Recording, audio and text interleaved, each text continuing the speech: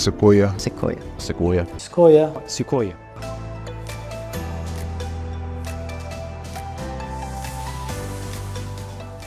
الجو بتاع مشروع سيكويا تخشه تحس ان انت بتفصل تماما عن الجو العادي في مصر.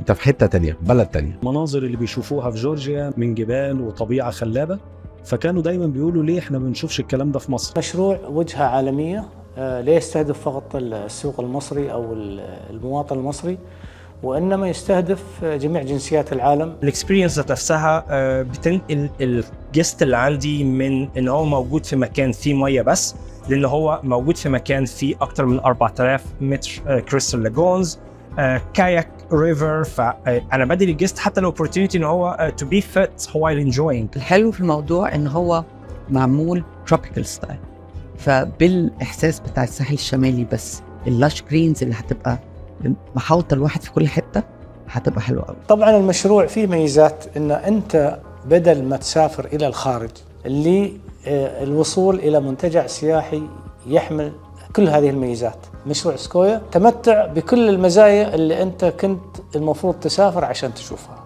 هدفنا هنا ان العميل يحس وياخد الخدمة اللي بياخدها في اي منتجع سياحي عالمي. If you want a relaxation, you have it.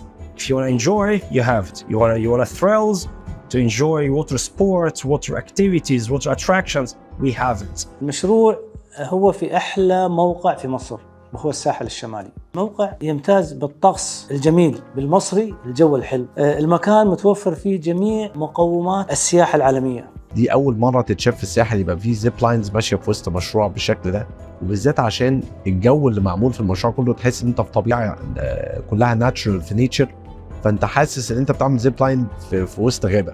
العامل الرئيسي اللي بيحكم على الشقق الفندقية اللي بتدار أو الشقق العقارية اللي بتدار بطريقة فندقية هو الخدمة المتميزة اللي نقدر نديها للعميل. ما نسيناش طبعا الأسرة وما نسيناش الأطفال الصغيرة، خاصة مع الووتر اتراكشنز. عملنا كيدز بلاي اريا، يعني هي تعتبر من أوائل الاكوا بلاي اللي معمولة بالشكل ده، بالتخطيط ده، بالتصميم ده، to fit all different age groups من زيرو نيو بورن ممكن ينزل مع باباه ومامته لحد تينيج. احنا عايزين نخرج الاطفال طبعا من جو اللي هو الشاشه واللابتوب والتليفون والحاجات اللي هي واكله دماغهم اليومين دول، ونعيشهم في الحياه الطبيعيه بشكل هم عمرهم ما تخيلوا ولا عمرهم شافوه في مصر قبل كده. طبعا في فرق كبير بين ان انا اشتري وحده على البيتش او ان انا اشتري وحده في منتجع سياحي خدمي. Sequoia is a very unique and special project, a boutique project with very special features.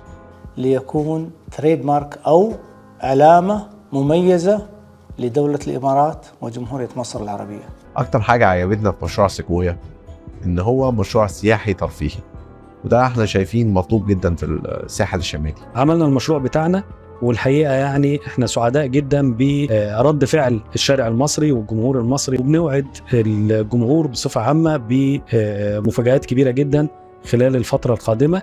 المكان بيقولك تعالى we are here to exceed your expectations, so I'm waiting for you and I'm waiting to see you very soon إن شاء الله.